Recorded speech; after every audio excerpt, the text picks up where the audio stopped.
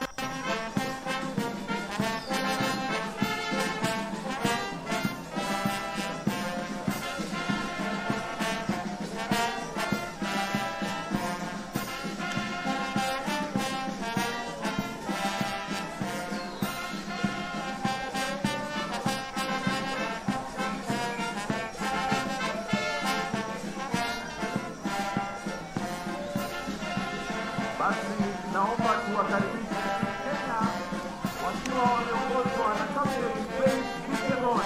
Wapi makofi ya Kikenya?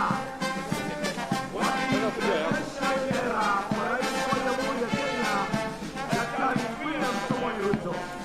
We'll have the handing over of the flag.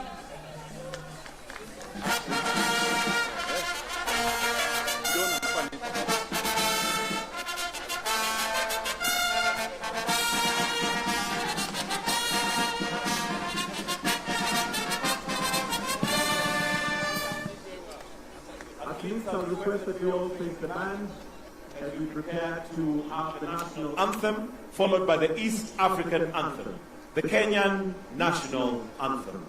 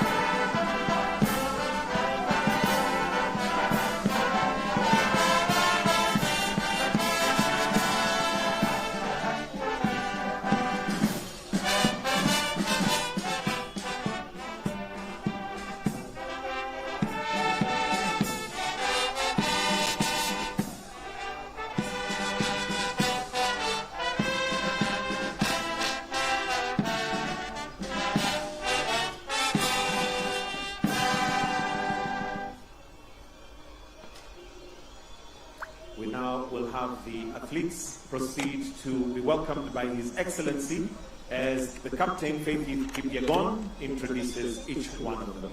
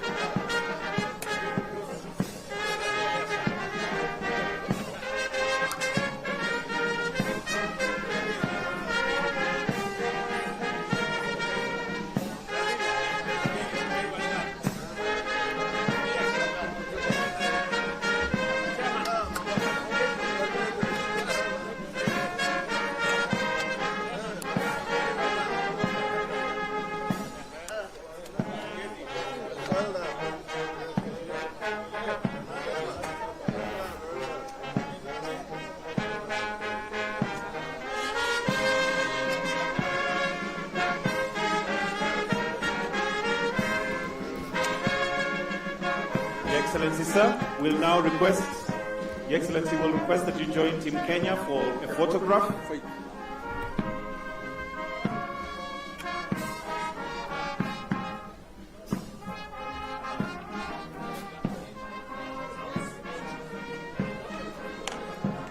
We have two photos.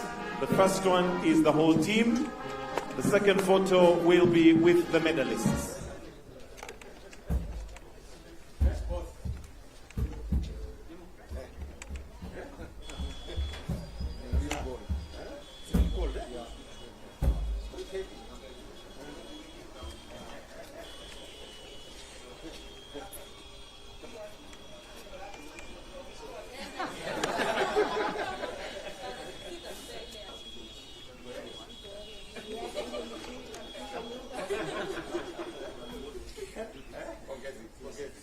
Thank you again. Thank you again. Thank you again. Asante sana, eh? Thank you. Thank you again. Hi.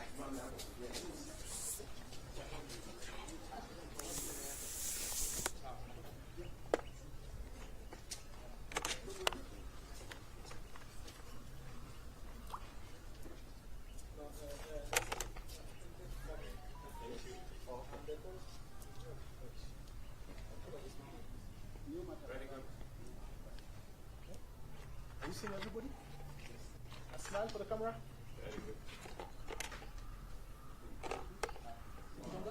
The next photo is without the officials, just the team, without the officials, kindly. Just the team.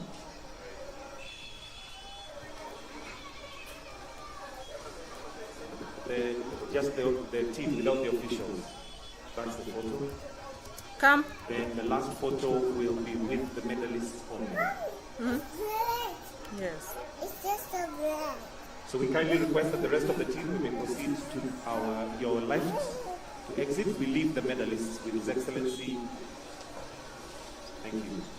We may kindly usher the rest of the team to the breakfast session.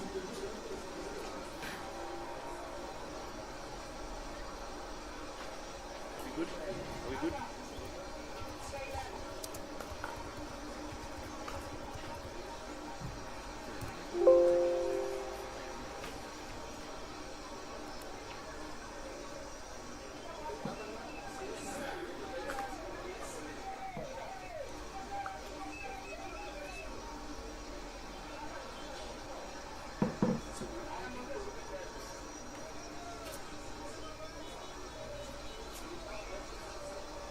Starting with the captain.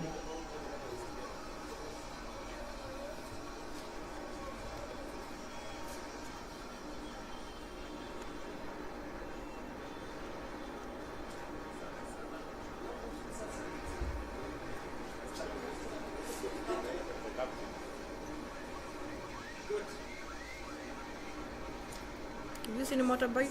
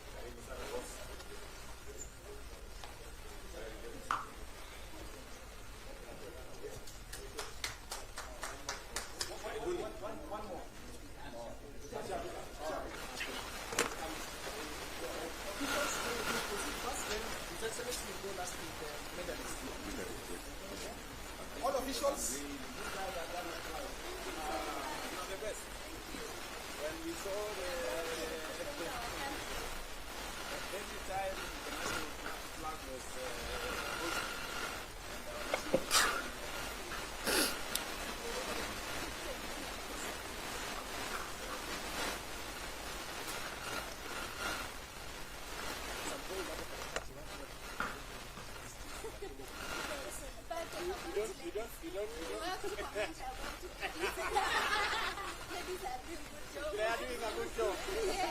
Men, we have to pull up our socks. Yeah? We have to pull up our socks. Is it? My goodness.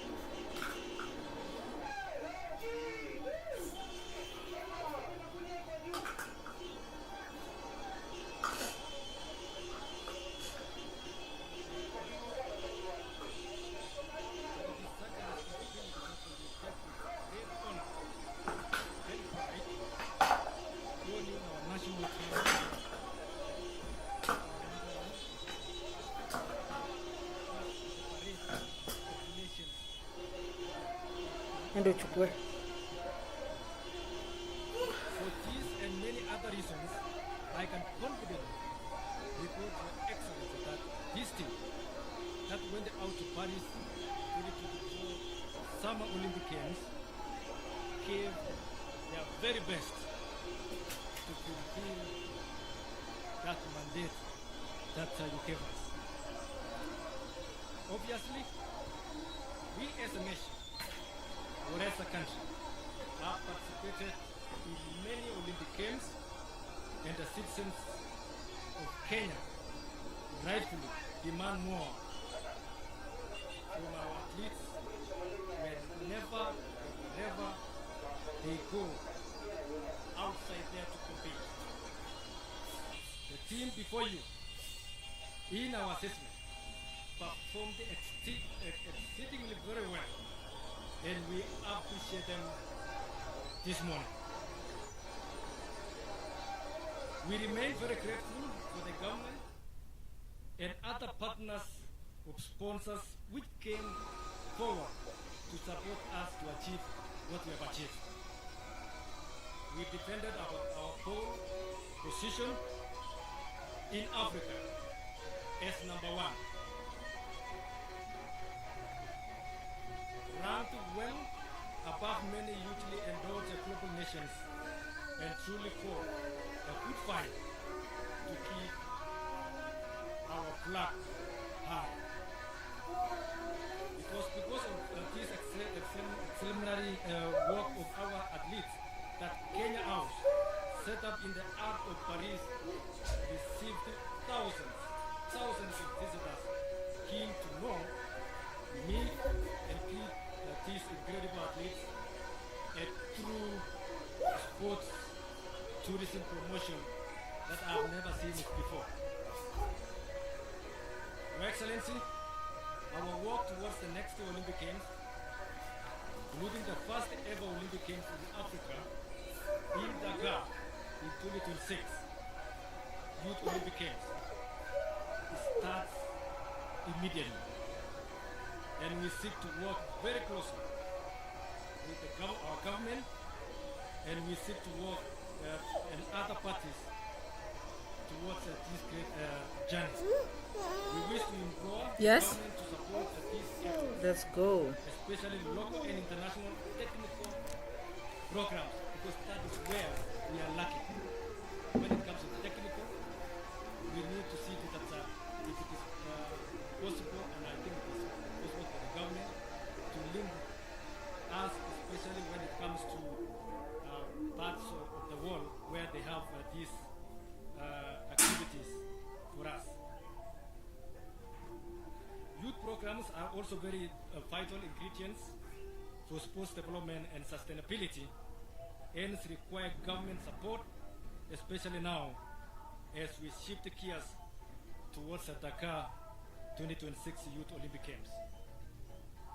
Your Excellency, most sports federations operate without, and this is true, I've been around for some time, that most of our federations, they don't have any physical offices, and it could go a long way if they could be given office space at our national stadiums, which we have, and especially at Nyayo and Kasarani, so that they can facilitate them ease the accessibility and promote better services and governance at the same time.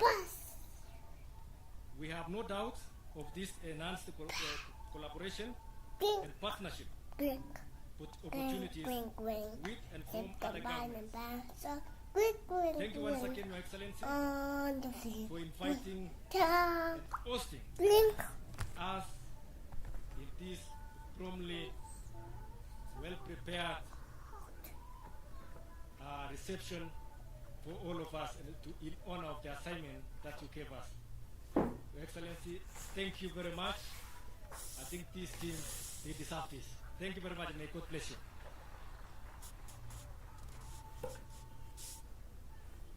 Thank you very much. Your Excellency, as I call Lieutenant General Retired Jackson Tuwei to also come and make his remarks, may I also propose that we be serving tea. We can serve tea. We have the main breakfast which we'll still have after we have done with the speeches, but we can be serving tea as we wait. But let's put our hands together as we welcome General. Karibu.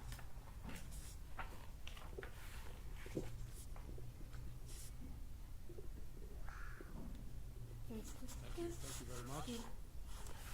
Your Excellency, the President of the Republic of Kenya, the Deputy President, all the protocols observed. Your Excellency, the President of NOC, Paul Tergat, has said all that we wanted to say here. Mine is just on the athletics, because that is what we did there. And I want to introduce to you the athletes who went to Paris, and particularly the ones who came back with the medals. They did very well, and those who did well also. We had 44 athletes from athletics and 16 officials. Those are the ones who took part in the athletics during the Olympics in Paris from the beginning. And I know that the Kenyans were very eager to know from the beginning what was in place and what was going on. Unfortunately, in the program of athletics, you don't run the first day and you get a medal. There is a process. There's a process that you go through from heats to qualification rounds until you get to the final. Sometimes one event takes a whole week before you get a medal. And you keep running. And you keep running every now and then. So you must qualify in the next round before you get to the final. So that is the process of competition of athletics in any competition anywhere. And therefore, that happened, and I know the Kenyans were very eager to see in the first week what was coming. And that is a process. It's unfortunate you cannot get it immediately as you get there, but you have to wait. After the championships, Your Excellency, we came back with 11 medals. That is 4 gold medals, 2 silver medals, and 5 bronze medals.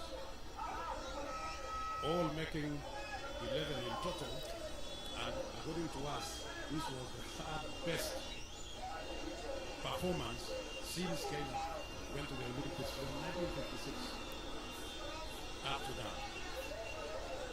We know that in Rio Olympics and in Seoul, South Korea, they have better gold medals, 6 each. But now this is the 3rd best outing in this period of time. So we want to congratulate our teams. We want to congratulate our athletes because they did extremely well. Your Excellency, the whole of Africa got 8 medals. 8 medals put together. Half of that came from Kenya. So 8 gold medals. 8 gold medals. Half of that came from Kenya because we got 4 gold medals. So we really appreciate our athletes because of what they have done. Of course, we were number 1 in Africa, as has been said by Paul Tergat, and we were also number 2 in the whole world behind United States of America.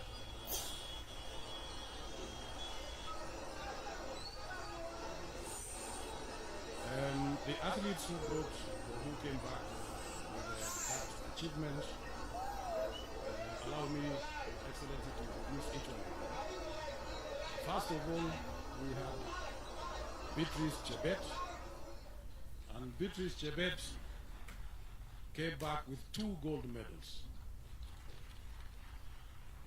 Your Excellency, if I may introduce Chebet slightly more than that, the first time Beatrice Chebet took part in athletics championships was in 2019 in Aarhus in Denmark during the World Cross Country, where she won. She has actually never lost a single event. Last year, during the World Cross Country Championships in Bathurst in Australia, she also won in the cross country. This year, Your Excellency, again in the World Cross Country in Serbia, Belgrade in Serbia, she won in the world. And now she has repeated for the first time. We have had one athlete, one female athlete, who has brought in 2 gold medals in any Olympics. She's the one who has brought this. So we are very happy. We are very grateful. She's a young athlete. She's only 24, and she has done extremely well. Again, we saw yesterday the Inspector General of Police promoted her to the rank of corporal. So congratulations, Beatrice, and thank you so much. Next, Your Excellency, is Faith Kipyegon.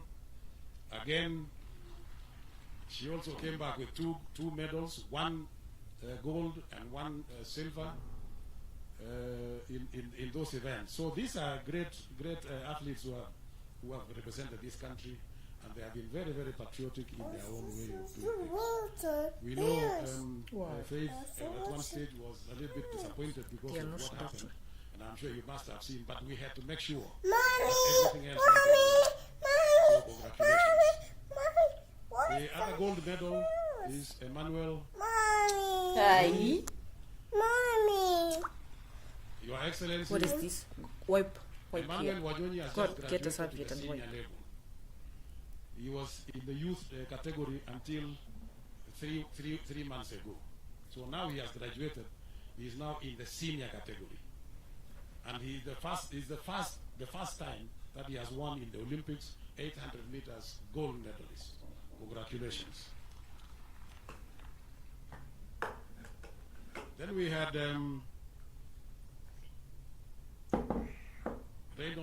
Ronald Kwemoy. Ronald Kwemoy, Your Excellency, was running 5,000 meters. He came back with a medal, a silver medal. Then we had Mary Moraa. Mary Moraa, 800 meters, actually the defending champion. She came back with a bronze medal. Then we have Faith Cherotich, the young girl. That was actually our youngest girl in the team among the 44 members of athletics, and she was running steeplechase, 3,000 meters steeplechase. What happened? Came back with a bronze medal. Then we had Benson Biwott. Benson Kibruto in the marathon. Benson Kibruto in the marathon. Congratulations, a bronze medal. Then we had Abraham Kibiwott, 3,000 meters steeplechase. He did extremely well, came back with a bronze medal. And then we had Ellen Obiri, who is not here. She went back, Your Excellency, to her training base in the United States of America. She also won a bronze medal. And I think I don't think I've forgotten anybody. So that is the team that went, and of course the other team. As I want to join my colleague Paul Tergat in saying that they did extremely well. They tried everything possible, and they did very, very well. So I want to congratulate all of them for that great achievement. We know it was not easy.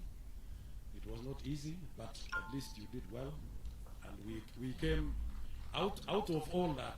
We were number 17 in the world.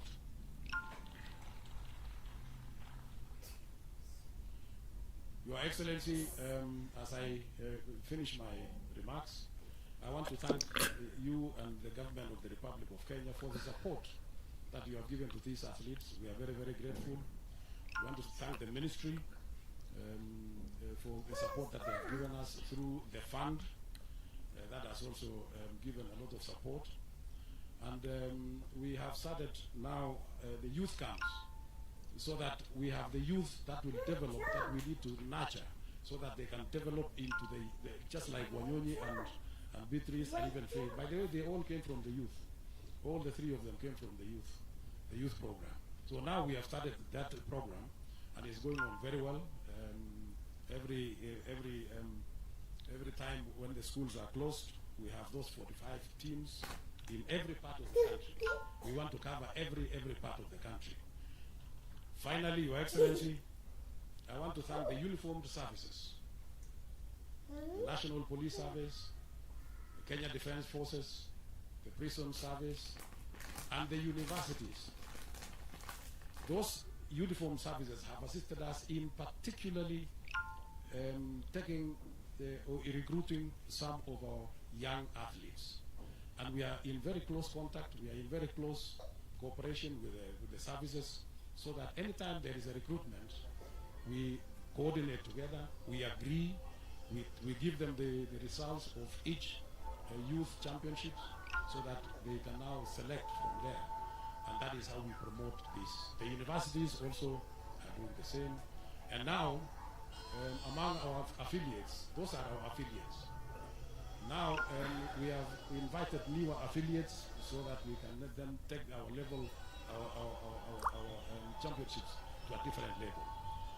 There are three, in fact four we have invited. One is National Youth Service, because we have got a lot of youth who are not our affiliates. So we have invited them. Next year they'll be in our championship.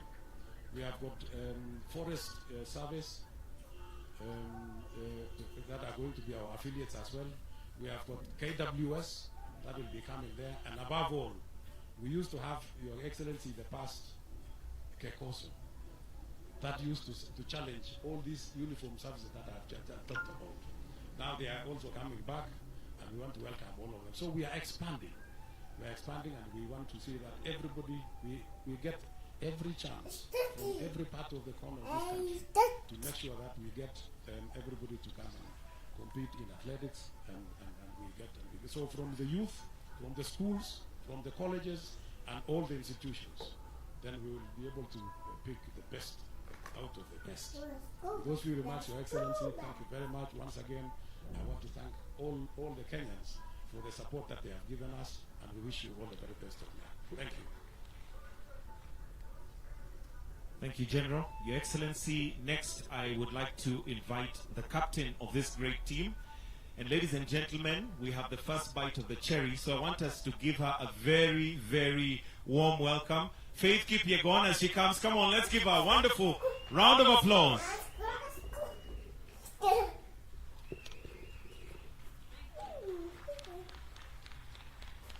Thank you so much. You may be seated.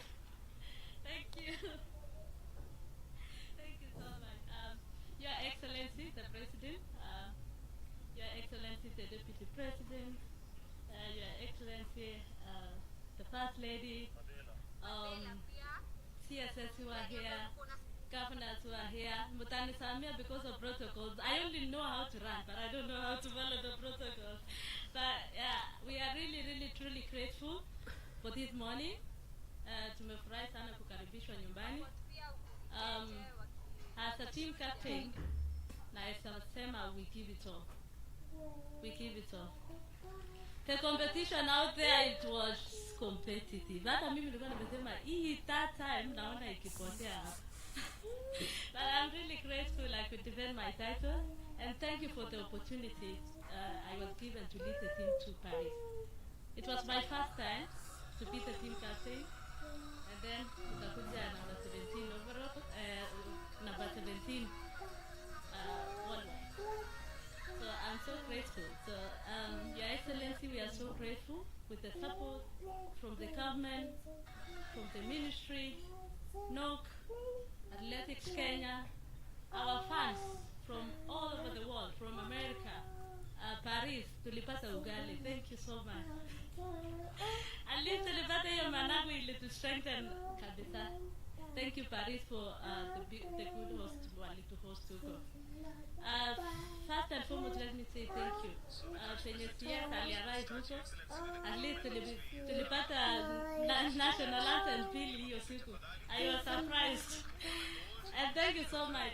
What I mean is like, for the tears to come there and join us at least nilishangaa alikuwa kwa basi pia. I was surprised kumwona kwa basi ya kwenda village na kuzunguka hapo kawaida. So it was really good to see him around, and for the motivation it was really good for the athletes na tukang'ang'ana. So I don't have much to say, but thank you so much for the support.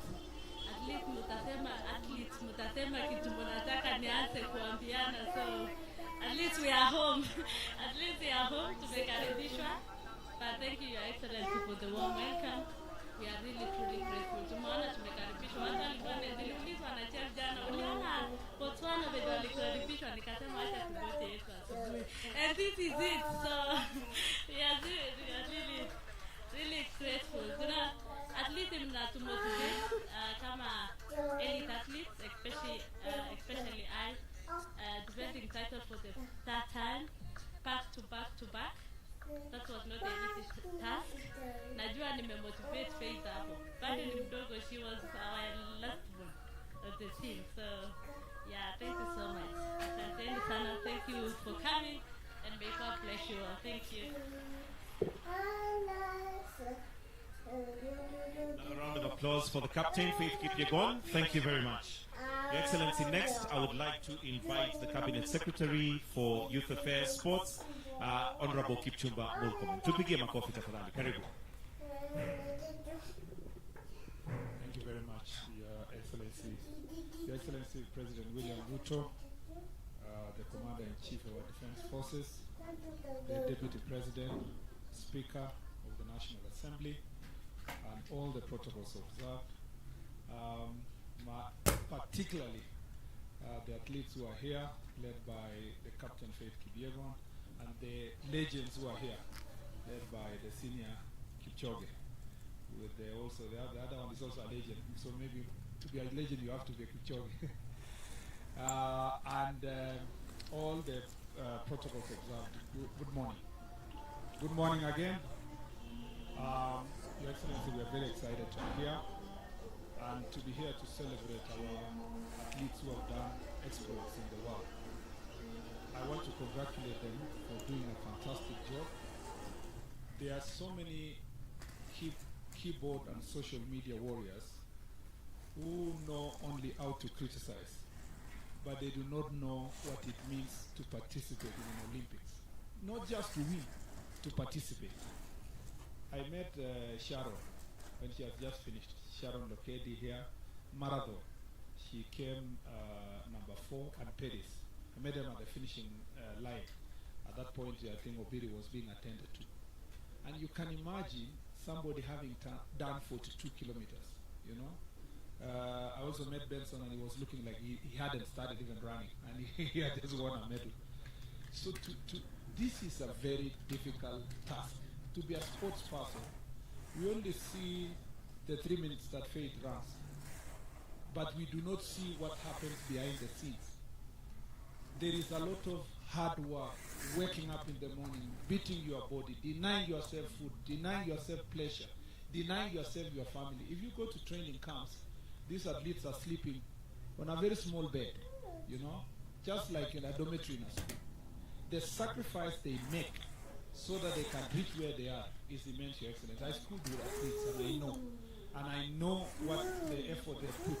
And I want to say, when I say congratulations, we mean it, congratulations. For you to have even participated in the first place, well done. There are countries, Your Excellency, who do a major celebration for having qualified to go to Olympics. I mean, to just qualify to be there, so that they say, you know, it's country X and Y.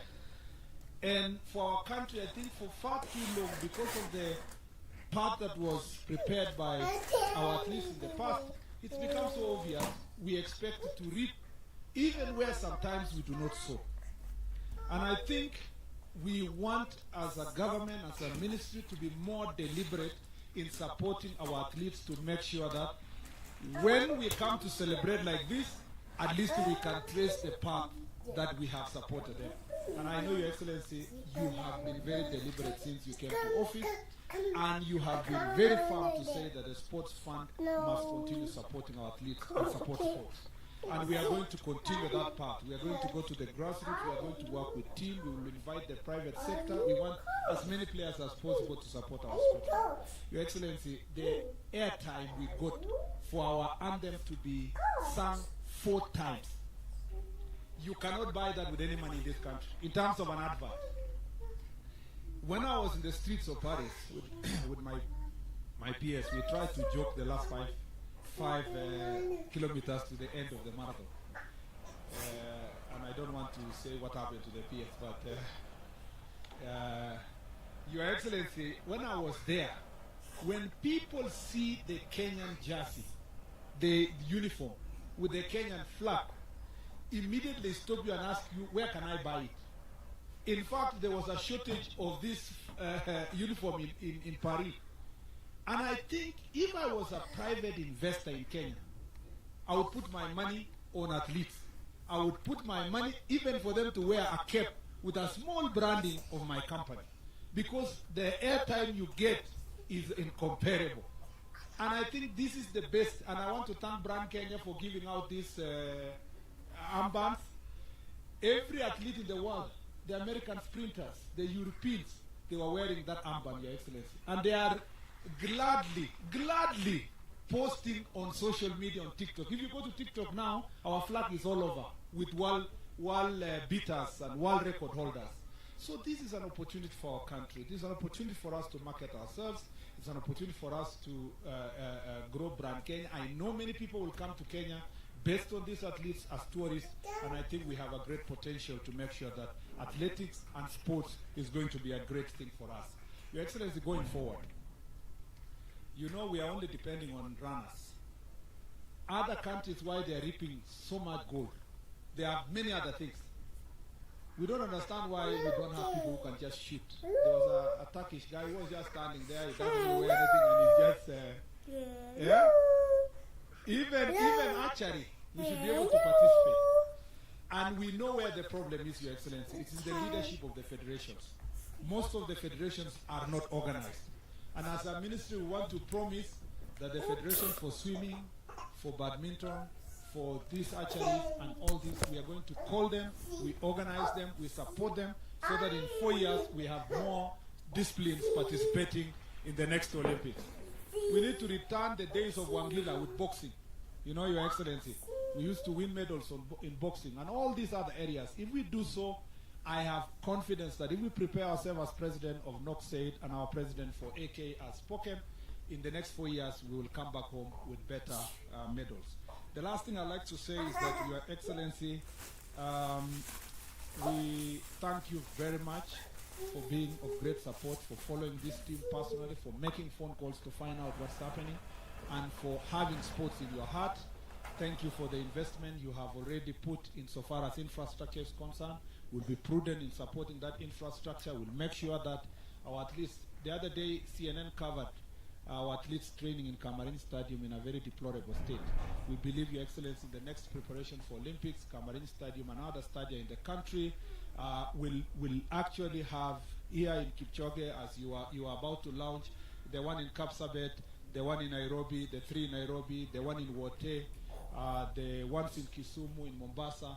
We want to see our athletes running in Garissa and being able to have athletes that look like the ones who are in other countries coming also from such areas, pastoralist areas. And we will do that to make sure that this country move forward. I don't want to say much. This is your event. Thank you for hosting us, doing it so fast, Your Excellency, to the extent that Tergad had to work so hard to get a ticket to be here. Thank you very much for making it possible for us to be here today. Without much to say now, let me take this opportunity to invite His Excellency, the Deputy, and thereafter invite you to make your remarks. I thank you, Your Excellency.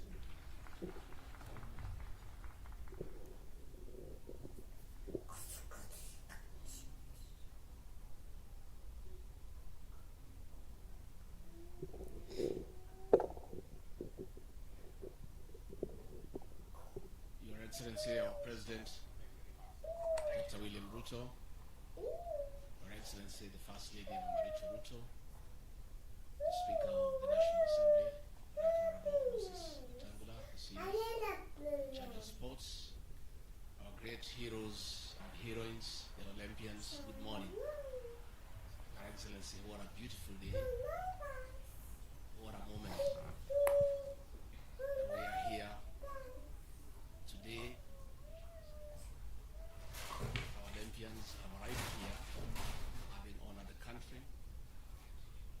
dignified our country.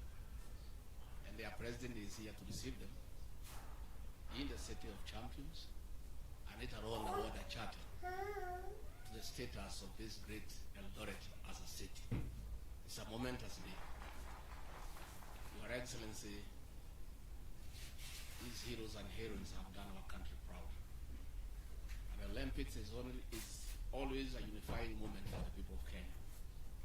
As Kenyans watch TVs and the national anthem is sung, there's a lot of nationalism and patriotism, and we really want to thank our athletes for the dignity they have accorded this great country. I want to encourage you to continue carrying the name of our country high. It's only probably these officials can engineer the rules because the people of Kenya are normally very patient. The people of Kenya would like us to go straight to the finals and get the medals. If it were possible, I think it's something you can work on. Because even that impatience that was there is because they don't know that process. That for you to get a medal, you need to go through many processes. They just want the medal and nothing else. If that can be reworked, I think it can satisfy the people of Kenya. I don't think it is possible. I was telling the president this morning that in this country, if criticism was a sport, we would win all the medals. As we were waiting for the medals, all manner of critics in social media were all over hammering us. We are not doing well until the medals started coming. But I don't think the Kenyans were meant bad. I think they just want the medals. So we just have to bear with them. Finally, before I call the president, is to tell our athletes, our heroes and heroines, this sport comes with a little bit of money. Please invest it well so that you live a good life for a long time. I do not know that this money can come with a bit of money. If I had known when I was young, I would have been a gold medalist. I did not know iko pesa hapo, lakini sasa tumejua. So we are talking to our grandchildren to start getting interested in running. Please invest well so that the name that you carry is dignified through. It will be very sad that after you are gold medalists, you've been to the Olympics, later on in life you are struggling. People are asking what happened. That is a man, a woman we knew who was a champion in the whole world who is struggling like the rest of us here. So please invest and invest well. So let me take this opportunity now to ask all of you to be upstanding and ask the president to come and give his personal congratulations and also congratulate the Olympians on behalf of the country. Mr. President.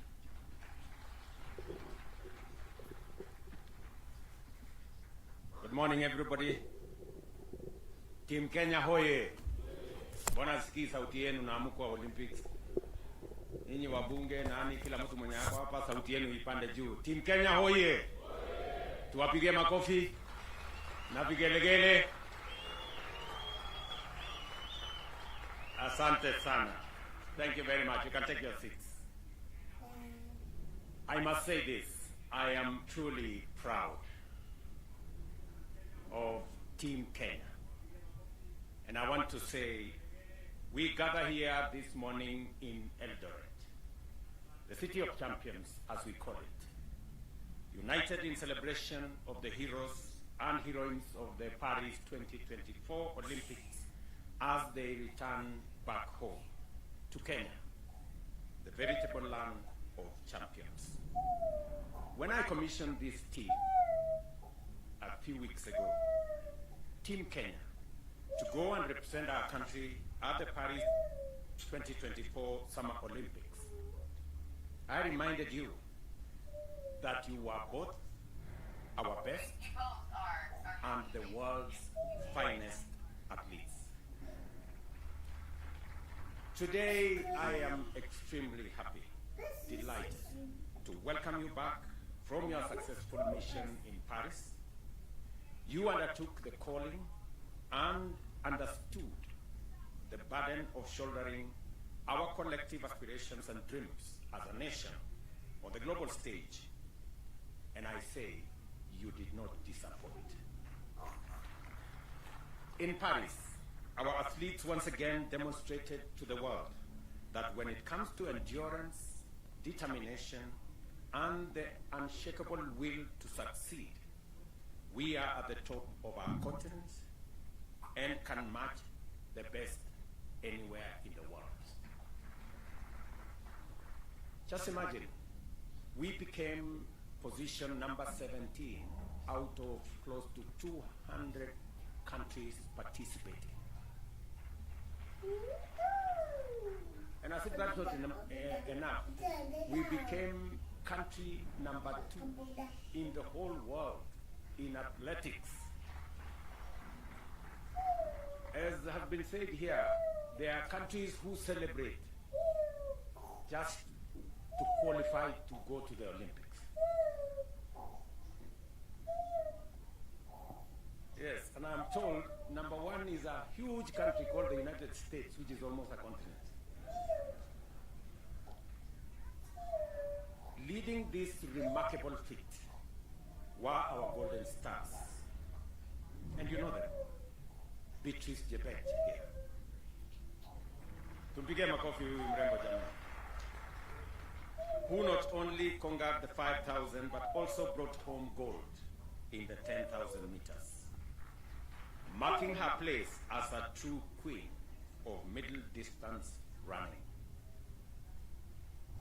And of course, Faith, the one and only Kipyegon, who continues to rewrite history with her 3rd consecutive back-to-back, as she says in her own words, Olympic gold in 1,500 meters and a silver in 5,000. And we all have a rough estimate of why that 5,000 went the way it did. Yeah? And of course we have Emmanuel Wanyonyi, who brought home gold in 800 meters, a victory that cements his status as a rising star in Kenyan athletics. And when I had a chat with him this morning, he just graduated, as the president of Athletics Kenya said, from the juniors now to the real game. And he has a bright future, as we all can see. Let me also celebrate Ronald Kwemoya, who secured bronze in 1,500. And Helen, of course, Obiri, and Benson Kipruto brought home bronze in the women's and men's marathons, respectively, reminding us that even in the face of challenges, our athletes never lose sight of the finish line and will fight for glory to the tape. We saw them, and sometimes we never understand the sacrifices that are made, the commitment that is put in place, and the determination over many hours, many days, weeks, months, and years for one to do that final minute dash and win. Congratulations to you all. Your victories are just not medals that you carry. They are symbols of our national character, a testament to what we can achieve when we believe in ourselves. On behalf of every Kenyan, I am profoundly proud of you and grateful to you, Team Kenya, for taking the heart, soul, and spirit of your fellow countrymen to Paris and shining for our motherland. Every time we saw the Kenyan flag, every time the Kenyan national anthem was played, we felt on top of the world. It was quite an emotional moment, and we are very proud to receive you back home. But our pride doesn't end there. As a country, we have set our standards and expectations extremely high when it comes to gold and championships and tournaments. While we acknowledge your impressive performance, we also recognize that our potential remains immense. Our athletics are increasingly under encroachment from countries that have studied, learned, and perfected our skills to our detriment. As a government, at the national and county levels, we must scale up our deliberate collaboration with all stakeholders, such as sports federations, to develop a sports policy framework that will address these gaps and stop what is going on so that we can progress our sports ecosystem to the place where we all want it to be. We all know why we have 4 gold medals. Because the 5th gold medal on steeplechase is missing.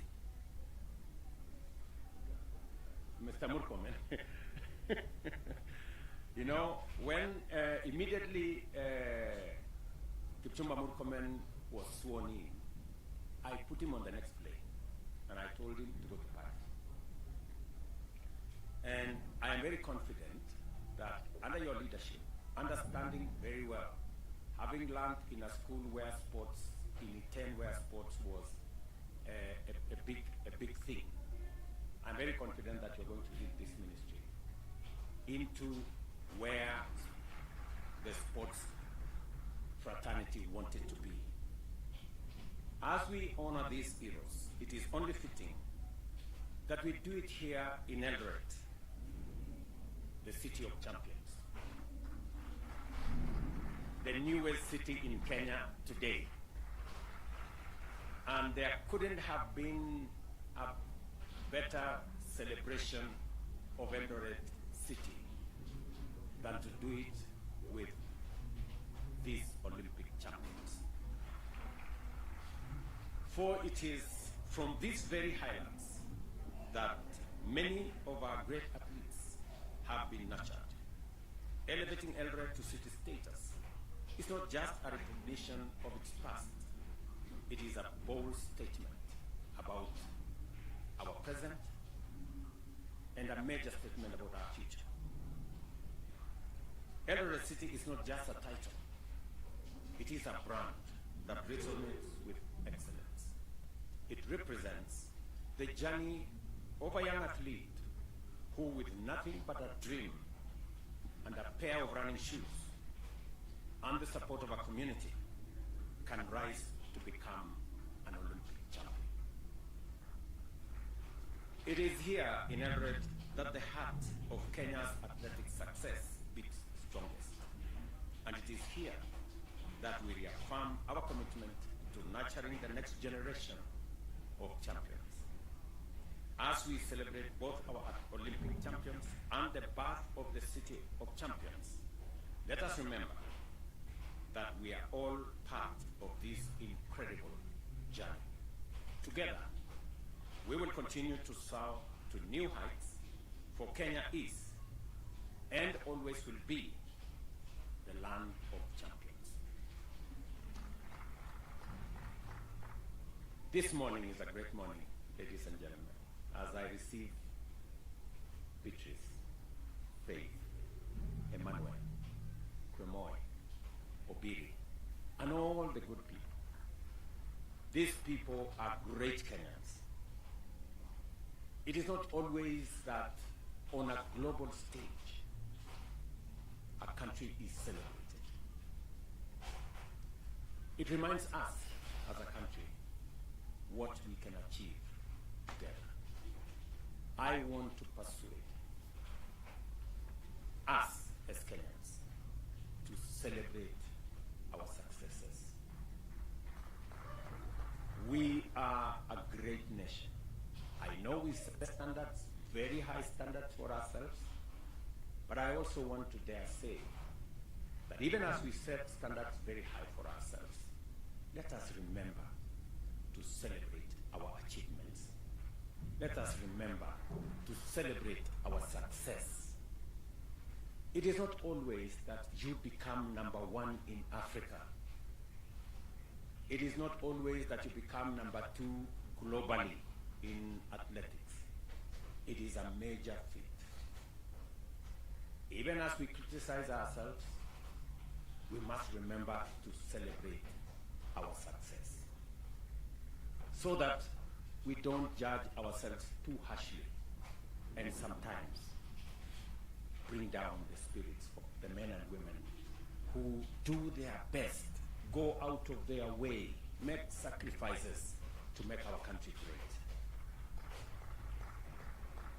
great. In our midst, we have great men and women. We have Kipchoge Keino here, a legend. Huyu mzee tumpigie makofi jamani. Can we celebrate Kipchoge Keino?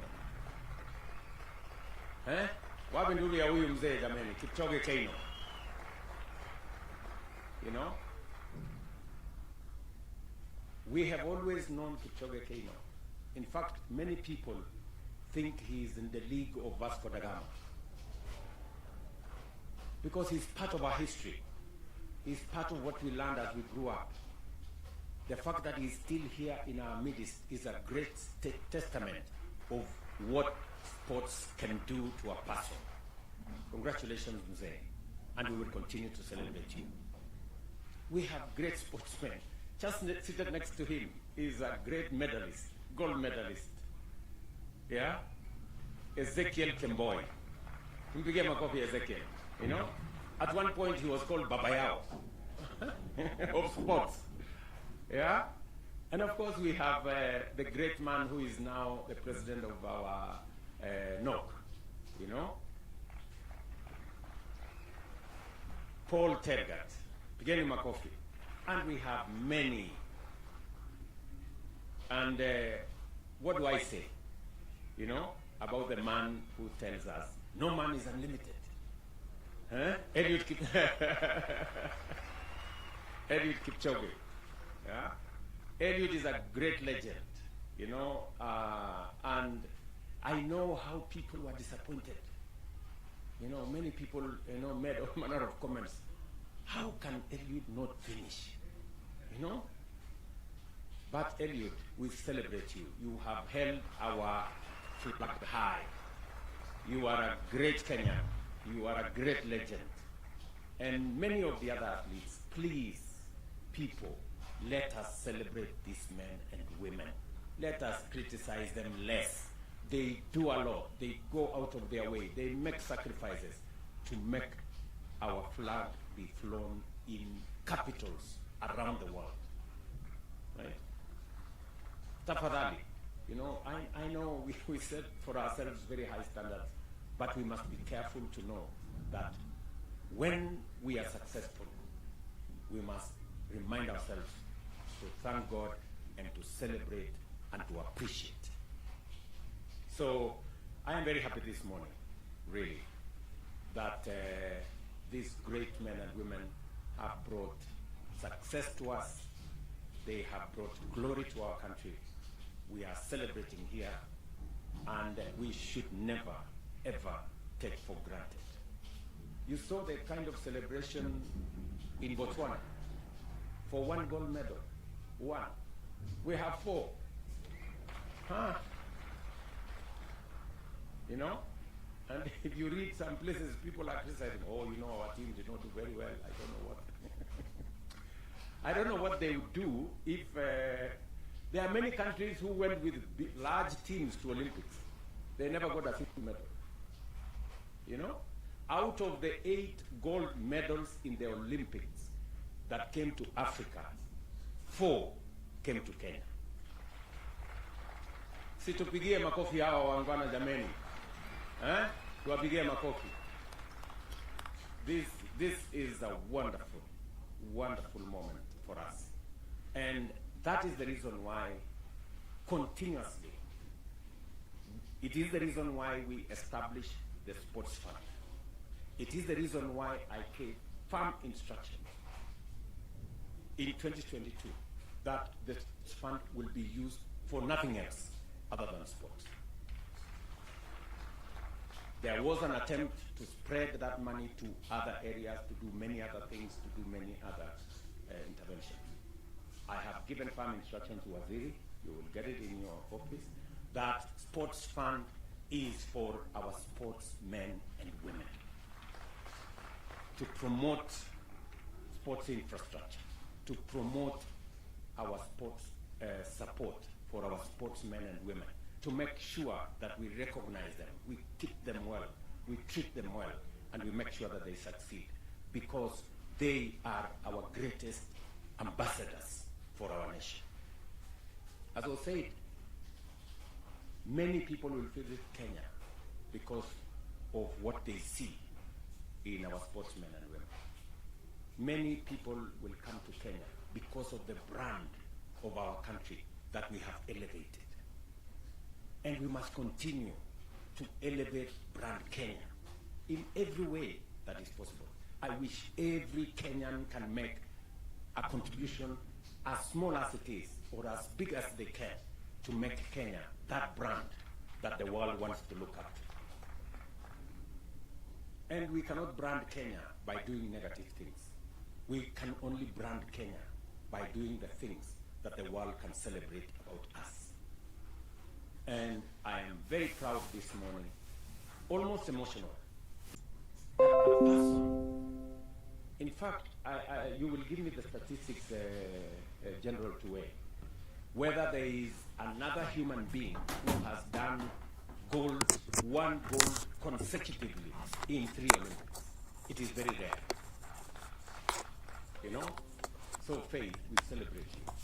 You know, you are a great Kenyan, and we appreciate what you're doing. Look at this Emmanuel guy. Very young guy. He just, how old is he now? 20. You know? This guy, you know, now, the first, in his debut, the first time he participates in an Olympics, and he wins gold.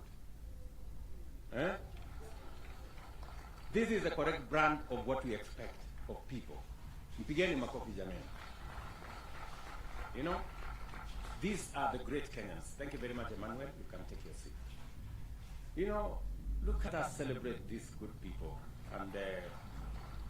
And the senior athletes, those of you who have gone ahead of these younger ones, please provide mentorship, you know, work with them, train them, and the Ministry of Sports, because we already have made the policy position known that apart from the sports infrastructure that we have put in place for all our sports, we need to expand and diversify our sports so that when we go to Olympics, we can get more talents rewarded. We can get more young people participating in different sports, being part of this great celebration.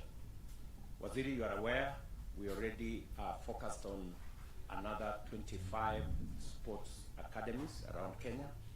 I expect that after the designs have been completed, I already gave instructions on the design, begin to build it from the bottom so that we can harvest and harness as much talent that is out there as possible and provide the infrastructure for training.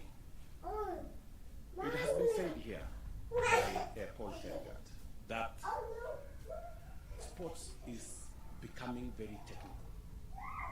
We need a lot of technical expertise. We need a lot of training. We need a lot of science. We need a lot of understanding around it. And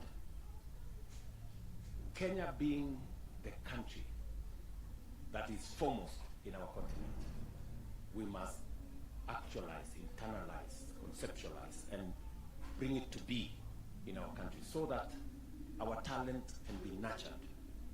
You know? You remember this good man who used YouTube.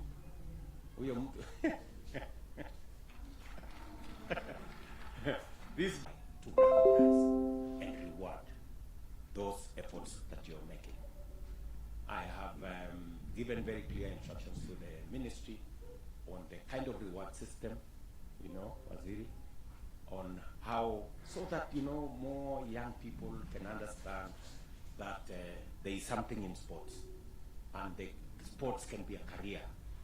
And let me also say this.